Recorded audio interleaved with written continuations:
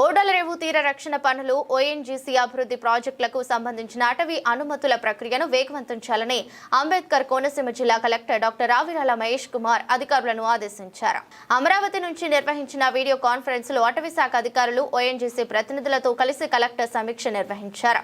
Online లో upload చేసిన సాంకేతిక వివరాల్లో ఉన్న లోపాలను వెంటనే సరిచేయాలని, అవసరమైన సవరణలు పూర్తి చేసి 2 రోజుల్లో నివేదిక సమర్పించాలని ఓఎన్జీసీ అధికారులను కలెక్టర్ ఆదేశించారు. తీర రక్షణ కోసం చేపట్టనున్న గ్రోయన్ల నిర్మాణం, ఓఎన్జీసీ ప్రాజెక్టులు ప్రజా ప్రయోజనాలకు కీలకమని పేర్కొన్న కలెక్టర్ అన్ని శాఖలు సమన్వయంతో పనిచేసి అటవీ అనుమతుల ప్రక్రియలో జాప్యం లేకుండా చర్యలు తీసుకోవాలని సూచించారు.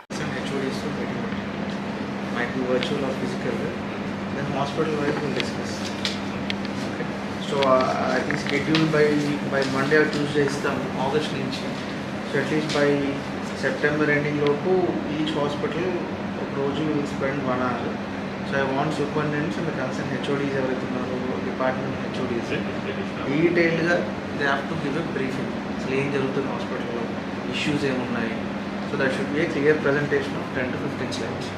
సో దాంట్లో మీ ఇష్యూస్ ఏమున్నాయి, general apart from infra issues, HR issues ఏమున్నాయి, అండ్ డ్రగ్స్ కానీ ఈ డయాగ్నోస్టిక్స్లో ఇష్యూస్ ఏమున్నాయి, ఇంకా మెయింటెనెన్స్ ఆఫ్ దిస్ నార్మల్గా ప్రిమైసెస్ ఆఫ్ హాస్పిటల్ ఇష్యూస్ ఏమైనా ఉన్నాయి. సో అలా డివైడ్ చేసుకొని ఒక 10 to 15 slides రెడీ చేసుకోండి. సో దట్ ఈచ్ హాస్పిటల్కి weekly once will have a physical meeting most probably. Then ఆ మీటింగ్లో ఐ థింక్ డీసీ గారు ఉంటారు.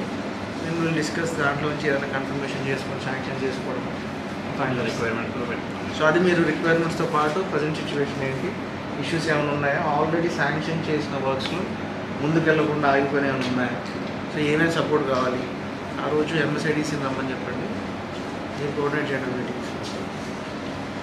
నువ్వు కూడా ఆల్మోస్ట్ ఎంఎస్ఐడిసి నుంచి సిడిఎస్ నుంచి కూడా రావాలి, సిడిఎస్ నుంచి అండ్ డీసీ మీకు